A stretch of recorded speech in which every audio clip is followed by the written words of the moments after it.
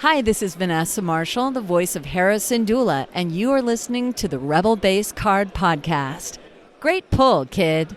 Everything's under control, situation normal, but everything's perfectly all right now. We're fine. We're all fine here now, thank you. How are you?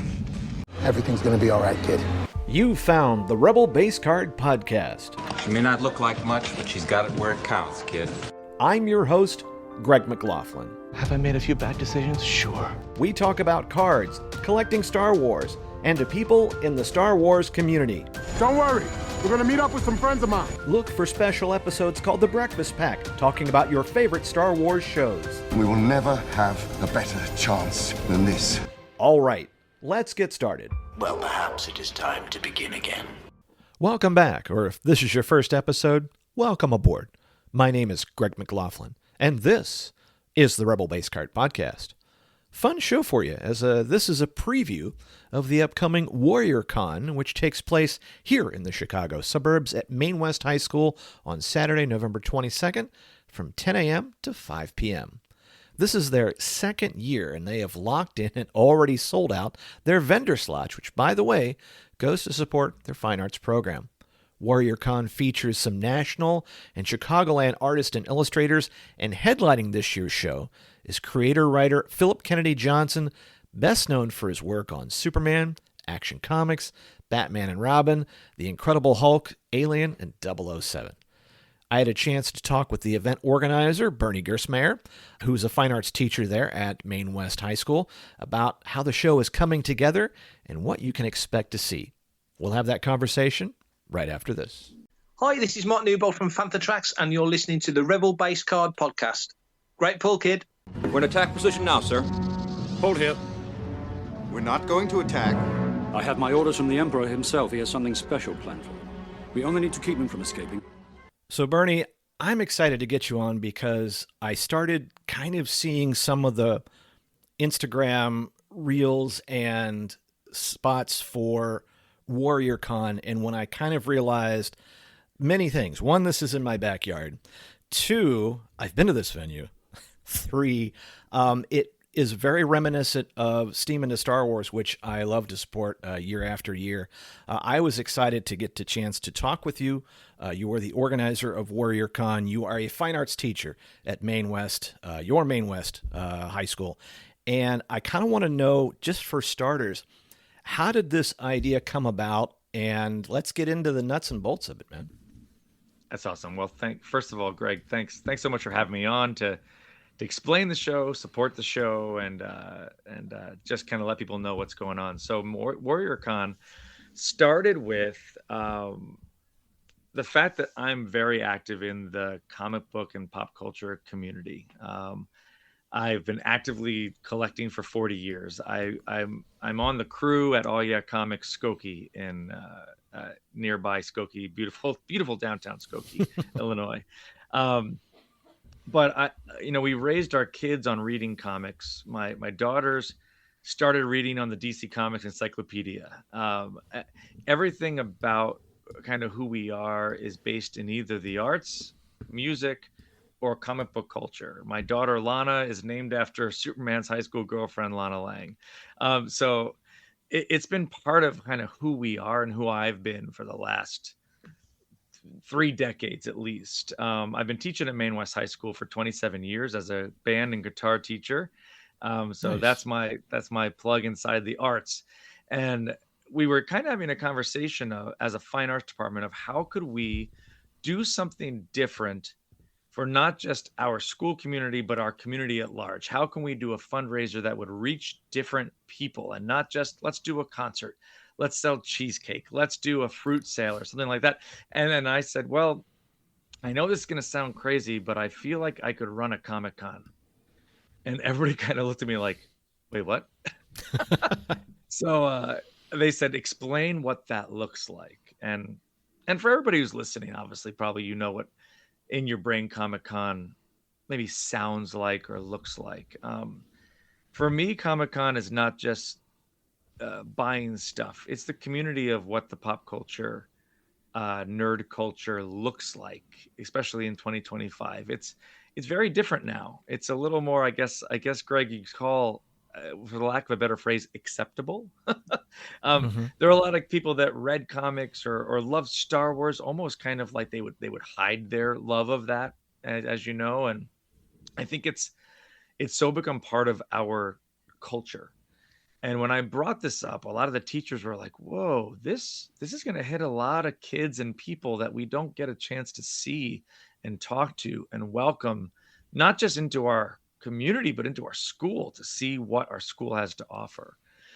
So we started the process of, well, let's try this and see what grabs. Let's what happens. And I have contacts through our shop and through my own community of people. And it started kind of small last year, but I guess it wasn't really small. I mean, we still had 20 creators and maybe 20 or 25 vendors that came out. And our school is set up very interestingly. They did some really cool renovations over the last 5 years. And if you want to think of like how a wagon wheel works, how there's the spokes, but there's the center of the wheel. And that center is called the Commons. And it's basically an upper and a lower level atrium. And what we do is imagine like a food court that is perfectly cylindrical, but has like, you could look down into the lower level. And I walked through the space going, this would just be awesome for people to visit and for us to do a show that featured the comic culture and the pop culture of the surrounding areas. So, so we started last November, and we keep table costs really low for people because I know that going to shows and knowing vendors, they constantly complain about just the corporate side of this right now. It's like, well, gosh, to go to C2E2, it costs about $1,500 for a space or $3,000 for a corner. And that's a lot to make your money back as an artist or a vendor. And we said, okay, so how can we keep costs low for people coming in? How can we raise money for the arts?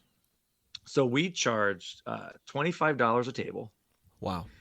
Or 5 tables for $100. And then the admission to get in is $5. So anybody coming, whether they're a kid or an adult or a creator or a vendor, they're spending money to just get in the door. But all that money is going directly to arts, to going to supporting the arts scholarships, to the parent organization, for bringing in guest clinicians and musicians and artists to work with our kids. But it's a pretty affordable way to not only have a creator kind of sell and promote their own artwork, but for people to come in and enjoy a pretty awesome day of visiting and seeing and buying and learning more about the culture for $5 to get in. But the more people that come, the more exposure to the school, to the community, for people, and also ultimately it helps programs. So just sending it out there. We've already closed down vendor and creator applications, even though it's 2 weeks out. Our boosters have already made almost $3,000 just from table and creator fees. And that's nothing compared to what we could have charged. But we want to keep costs low for the people that are visiting us. And we want to make sure that it's a show that welcomes people in.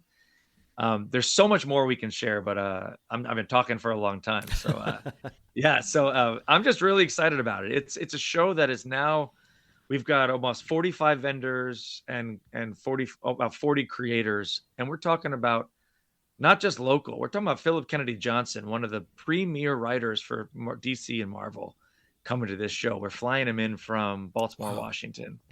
And the fact that because he's an arts person, he was the lead trumpet player for the U.S. Army Field Band and just retired after 20 years of playing lead trumpet for them. So he's going to work with our band kids after school Friday. He's going to work with and be there for our guests on Saturday. But then Sunday he's going to visit All Ya Comics in Skokie and call it a full weekend. So it's a very special weekend for us to have somebody who is kind of living the arts dream, that they're a musician and also a creator. And that's just special for our kids. He's going to talk to English classes about how do you tell stories? How do you get into a business of telling stories, which is really, really cool. So yeah, so that's the beginning. So what else do you want to know? No. And that is a great elevator pitch, but I can imagine when you go to, one thing, you're going to need a very supportive, upper echelon of the high school, because on the one hand, they could say, great, it's on you, go, here's the rules you can and can't do. But I think it probably put a lot of pressure on you because, as as a teacher, and if you're involved in other programs, you're going, you have a full plate to begin with, even if it's something you are incredibly passionate about. Yes. So my question is that how did you find the time, and were you able to leverage maybe some of the kids as volunteers? I hate to say free labor, but I mean, that's, in thinking of STEAM, like how it's ran kind of by them, it presents an opportunity to have kids help in showing what it takes to organize an event and to see all the different facets of said. So the first year last year was kind of, let's make sure this works.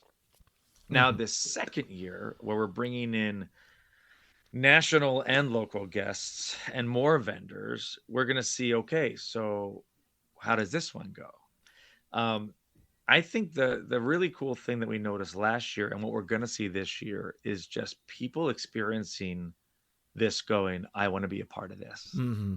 And that's going to now be the marketable, let's get kids involved. Now, like, I have friends that jokingly call it BernieCon because, like, it's kind of, I have choice parent volunteers and some kids that are really on board and are a very supportive school. Like the fact that they're saying, like, no cost, use the space. Like, we've got 160 tables. Let's use these tables. We've got as many of this as we'll set up the sound for you. Like, we have people that are, they just see. It's kind of an interesting thing, Greg, because clearly there's buy-in because the building is behind it. And usually, like you said, there's a lot of red tape that kind of comes along with a lot of these kind of things. And very surprisingly, I've not experienced that in our school. And I think because, again, I'm not a new teacher. I'm a trusted teacher in the community. I've lived in the town that I teach for now 25 years. So this is my home. So I think it's very different because it's not my show, but it's my home. So I'm able to use the chips that I've built in trust to now do something I think really great for the community. And now we're going to launch out of that, I think, this coming November and go, okay, how do we now create more of me? How do we now create not just a community vibe, but who's going to help me run this thing? Now, I have about 6 years left till I retire. So we're going to get this thing humming so that we're going to keep this going for the arts, even when I'm not here. And even if I'm just a organizer emeritus or whatever you want to call it. But just, I want this tradition to be something so cool for the arts community that it runs itself and we just continue to grow and grow and grow and bring more and more people, not just at the school, but to understanding what the arts does for people. I think that's the most important thing.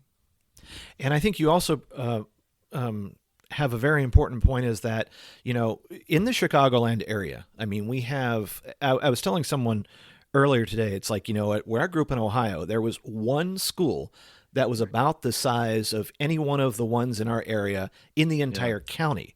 Here you can go 20, 30 minutes less in any direction, and you're going to come across an enormous campus, which, one, is amazing. Great education can be found in any one of these schools. However, coming from a school like I would venture to say, if I mention the words like, the where my kids go at Wheeling and Maine West, not sports powerhouses, to be sure, but every one of these schools, there's an incredible amount of money that goes into this. And I would say that costs continue to rise to run any program, whether it's sports or fine arts, and that to find these mechanisms for bringing in additional income has to be something that I think probably when they saw the tally for this one, they go, yeah, this is exactly what we need, and we need to keep doing it, because then it becomes just like, this is what we're kind of expecting, because anything from like supplies to programs to like, hey, like you're talking about scholarships, any of this, we could, this is really a force for good. Yeah. And I think that's the thing that we're noticing, that middle school programs are usually the ones that suffer the most right now. They don't have the same kind of funding. They don't have the same kind of staffing. And I think back in the day of the 80s, 90s, and 2000s, the arts programs were really big in middle schools. There were less distractions. There was less to do. Smartphones didn't exist. Social media didn't exist. Even gaming didn't exist the way it does now. So learning an instrument, learning a craft, doing a sport, there were limited choices, and kids jumped into that. But right now, with so many, I'd say, families and parents putting a device in kids' hands so young, now the world is much bigger at a younger age, and there's more distractions even as early as 4th grade. So when you're saying, okay, take the time to really practice this sport, to really practice this art, kids are not as excited about that. And the middle school really affects the high school, right? So we're noticing we need to try to drum up excitement about music, arts, even sports, to kids that it's just very different than when you and I were younger at this point. And even when our kids, my daughters are now 19 and 22, even when they were younger, it was very different. So anything we can do to create a sense of belonging, a sense of community, a sense of patience, that's what's huge for us right now as teachers. And I think it's what parents are longing for, to connect with their kids, something they can bring their kids to, whether they're a fan of sports, a fan of comic pop culture, a fan of music, a fan of art, you name it. We need experiences that we can spend time together and not sit in a room and looking at a screen. Something else is that, because I know that, when my daughter was in elementary school, the orchestra leader did a really great job of trying to recruit, because they knew they could get them at around the 4th grade level when most bands started around 5th grade. And it worked, because she's still a viola to this day. Nice. But I'm also wondering when, due to the success of, of the previous year, or at least the momentum gathered, and then going into this year, are you able to then go out to your feeder middle schools and kind of go, hey, look, there is a level of involvement that is possible, or at least this is what could happen. Have you kind of been working those levels as well? Yeah. So this year specifically, our publicity department in our district made a real effort to send things out to our elementary and middle school districts, all their principals, all of the buildings, saying, hey, this is a really great event for families. It's an all ages event. And again, just a chance. Like, I think myself growing up, the high school at that time was like the hub of community, and whether you're a rural community or a suburban or city, that high school always had that vibe of that's where we're all going to, remember like the homecomings back in the old days. I mean, that was, everybody went there, and that was a big Friday Night Lights kind of thing to do. Right. I think we want to get back into that, where the high school is our next step into college and beyond, right? So like, where can we find a good sense of community? And I think the high school has the space, the facilities, the publicity, the ability to welcome people in a large fashion. We do really well with our big December and May concerts. Even though we've shifted away from like a holiday concert, they're very inclusive. They have a lot of diversity as far as type of music, and it brings a lot of people in. We want to see more of that. And we want to see that high school hub as so like elementary, middle school families, this is where your kids are going to go. Like, let's have you become part of this now and not wait 6 years, but let's get them excited. So when they arrive in 9th grade, they're not lost sheep, but more like already hitting the ground running. That's what we want with programs like this. Like, hey, remember we went to WarriorCon when you were in 6th grade? Wasn't that cool? You get to now help with it, and you're in 9th grade now. So I think that's what we're trying to help and go through. And something else for the kids to see, and this is where I like where, yes, you have your headliner, but with a lot of local artists and makers and vendors, I think this has a great impact because these could be folks that your students could see, oh, I see how they are going along, how I could take like, okay, I'm good at drawing, or I like this. What can I do to take it to another level? Or at the very least, I have an outlet for this. And so I'm hoping that some of the other creators as well can kind of, like a lot, everybody's could be a little introverted if they're not careful, but I'm like, hey, go check out that table, you guys, and see how they're doing it. And you can ask them, like, well, how do you set up your own table? Like, how did you, how do you charge? How do you do this?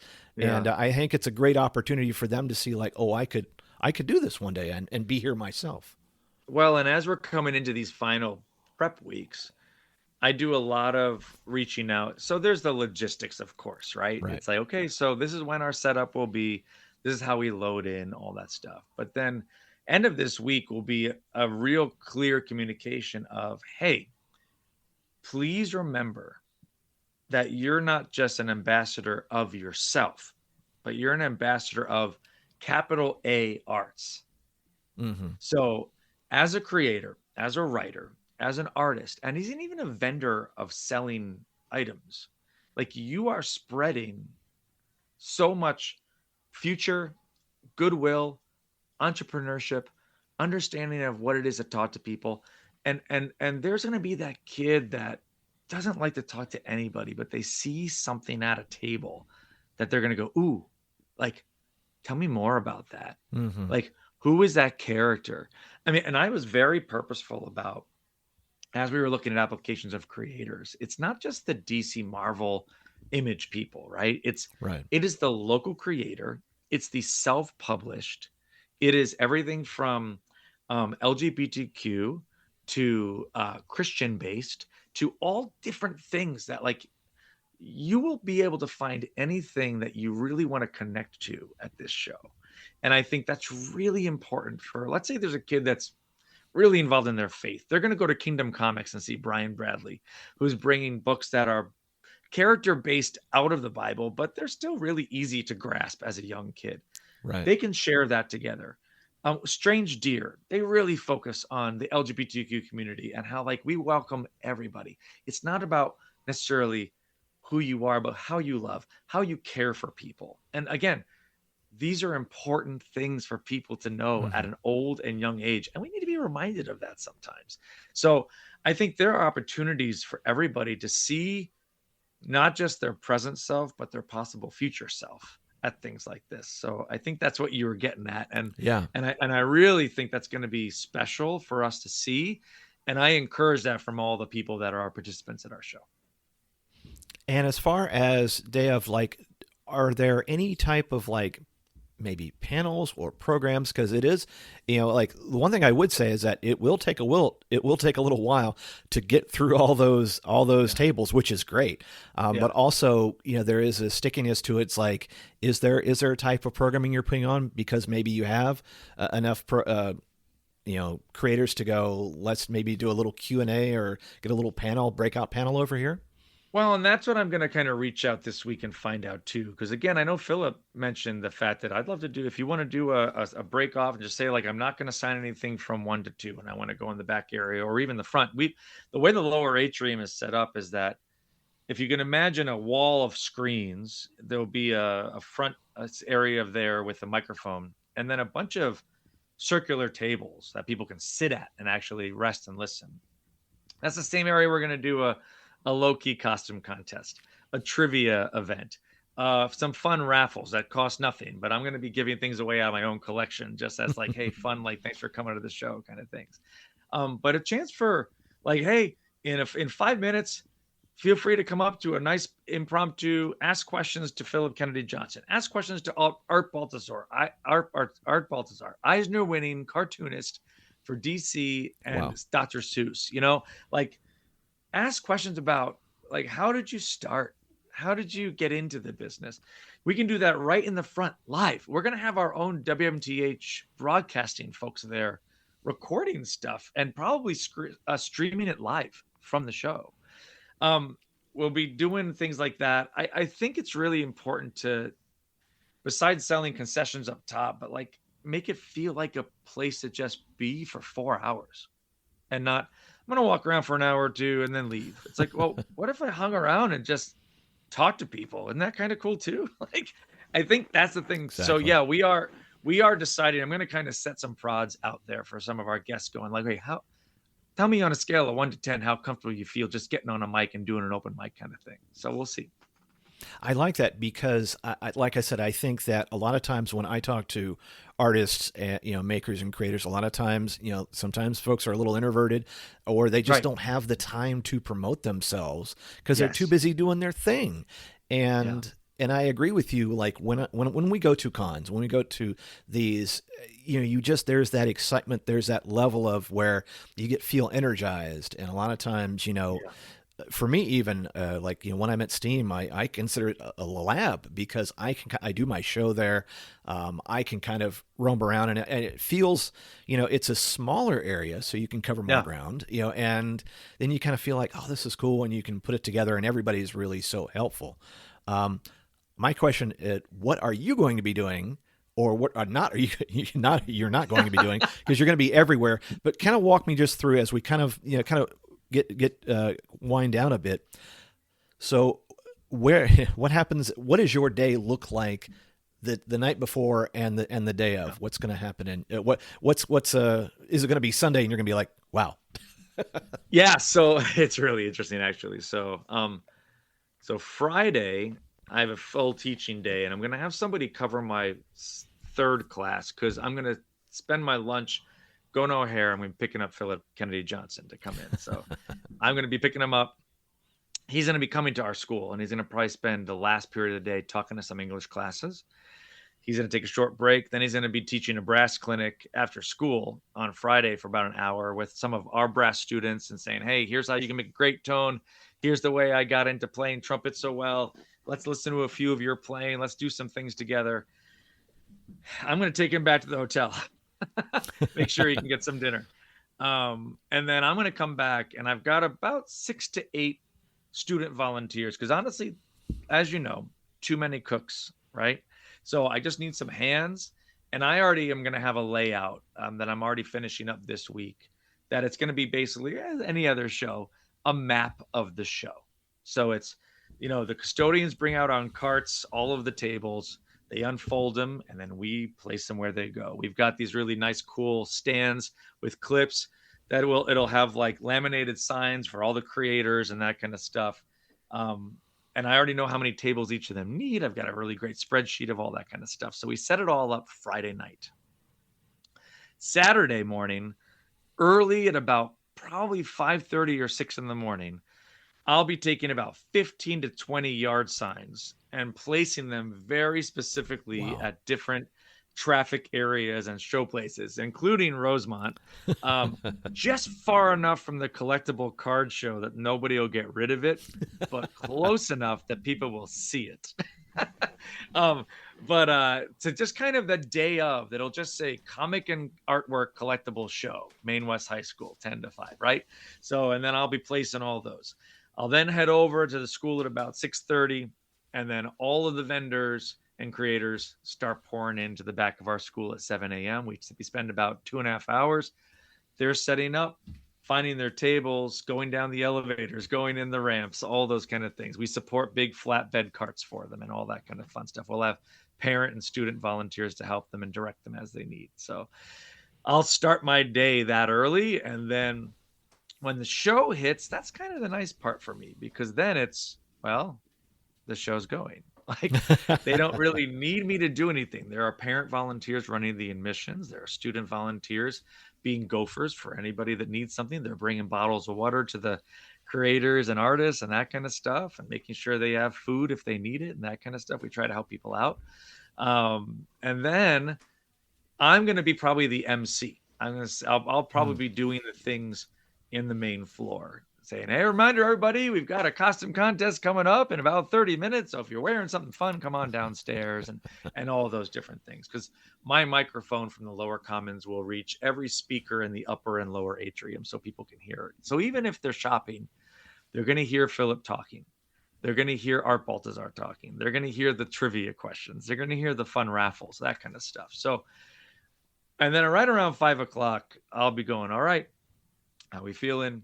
Are we ready to start the pack up process? And people start shutting things down. We say goodbye to all of our guests, and then we start packing it up. And then Sunday, I'll sleep in a little bit, and then I'll head over to Oh Yeah Comics. After I pick up Phillip from his hotel and get him some breakfast, I'll bring him over to the shop, and he'll spend 2 hours and do a signing over there. And then I'll take him to the airport. Yeah, and relax in a job well done. Yeah, I'm excited. And that's kind of, I mean, like I said, it's one thing when we get excited about going to a con, whether it's C2E2, which you really have to logistically, even if you're just attending, going, all right, there's parking there. I've got to figure out my whole day. But it's something else when it's the comfort of your backyard around your home going, all right, I won't have to really pay for parking. 2, it's not going to be a schlep on the way home. So on the one hand, that's just kind of nice. And like I said, it's kind of fun to transform, you know all the goodness of what a con like this can bring. And you go, man, this, with just a little bit of managing to kind of make sure it stays within bounds, this could be really special. And then, this is something that the kids are going to talk about, for years coming on in. And so that's going to be fun. Let's make sure we tell people the whens and the wheres so that if they're in the area, or even if they want to come up and they're a little more downstate, how are they going to get here, and what do they need to do as far as like the parking and the getting in? Awesome. The best way to understand, and one other reason why this show is so great for people, is Maine West High School is located in Des Plaines, Illinois. It is directly next to O'Hare Airport. So it is also in the middle of most of the major highways that connect going into and out of Chicago. So if you're coming up from the south, you're going to take 294 up, and you're going to get off at Touhy Avenue and make your way over to Maine West. If you're coming from the north, you can take 294 down from Lake County, and you can get off at Golf Road and find your way towards us. If you're coming from the city, it's 90 all the way in, get off on Lee Street. It's really easy to do. And if you're coming out from Rockford, you're going to just come on in east on 90. When you see Allstate Arena, get off there, and you're going to head over to Maine West High School. Maine West High School is quite a large school. It's got a massive set of parking lots. But we're going to have people directed to the back of the school, which is the biggest parking lot. And there'll be big T-frame signs that are directing you from the parking to the back entry. There'll be one entry. And then it's $5 per person to get in. The show runs from 10 a.m. to 5 p.m. It is a one-day event. But there's no differentiation in cost on age, whether you're a senior or an adult or a kid or an infant.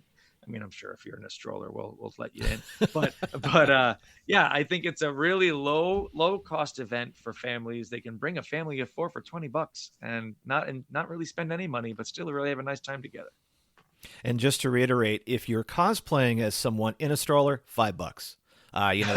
There might be a height limit. You must be this small, or the stroller must be this small to qualify for a. And now, if you're gonna do a cosplay where, like, perhaps the dad is the Mandalorian and the stroller is Grogu, we'll make an exception. I think we can make that happen. Oh yeah, speaking of which, cosplaying, because our anime friends love the oversized weaponry. Is there sort of a checked weaponry, kind of like let's be sensible about this? Yeah. So what we're really smart about, and what we ask the vendors too about this too, is we want to remind everybody it's a community show. It's a all ages family show. So even the people that are putting out everything from comics to collectibles, we try to remind them, like, hey, like, it's a PG-13 area. So we want to keep that in mind. So if you're cosplaying, obviously make some good choices. Let's try to avoid guns or anything that looks like guns or weaponry that comes in. If it's a sword, make sure it's a LARPing foam sword, perhaps, and not the Braveheart broadsword that you're bringing in with full paint. Let's be smart about it. Yeah. Yeah, I don't think we'll probably see the samurai sword vendor that I always kind of go, how, why? But that's another that's a question for another day. Yeah. But at any rate, I'm kind of excited because one, it's like my Saturday mornings usually consist of bagels, good bagels with a friend of mine, little Star Wars card trader, and then the rest of the day. This one, I'm going to do that exact same thing. And then head to Des Plaines, which is down the road. Because that's, like I said, Maine West. I've been there a few times. Both my kids have competed in events at said high school, and I'm familiar with that commons. And I do agree. I like that tier very much like London Film and Comic Con this year at Olympia, where you had that sort of like that overhang down below. Yeah. It should be a gas. And I'm just going to say good luck. It looks like it's already kind of in the bag. You just gotta, you don't have to worry about like a rain out because it's indoors. Yeah, we just need people. Like, bring them all out. We got to get them all out. All right, I will probably see you on site, and I'm looking forward to going to this in person. And good luck for WarriorCon. Thank you, Greg. Appreciate you. I'd like to check out, refuel my ship, prepare for my immediate departure. Once again, I want to thank my guest, Bernie Gerstmayer, for being on the program and talking to us about WarriorCon, which should be a gas. I love local shows, not just for parking, but just the spirit and the vibe and the energy and excitement around them. And this should be fun. And what I'm going to try to do is get over there and see if I can record some interviews and bring you some coverage from it. So stay tuned to the Instagram channel and all the channels that I am on, and we'll see what happens. All right, I'm going to let Card Squadron take it out. We'll talk to you soon. The Rebel Base Card Podcast focuses on cards, collecting, and the Star Wars community, and appreciates you coming along for the ride. If you have any feedback for this episode, you can reach out to the program in a number of ways. You can leave a comment on the Instagram post for this episode. You can also DM Greg on Instagram @RebelBaseCard. Make sure to also follow the Rebel Base Card on Twitter and Facebook @Rebel Base Card. If you want, you can send an email to greg@rebelbasecard.com. And you can find show notes for this and all episodes on the website rebelbasecard.com.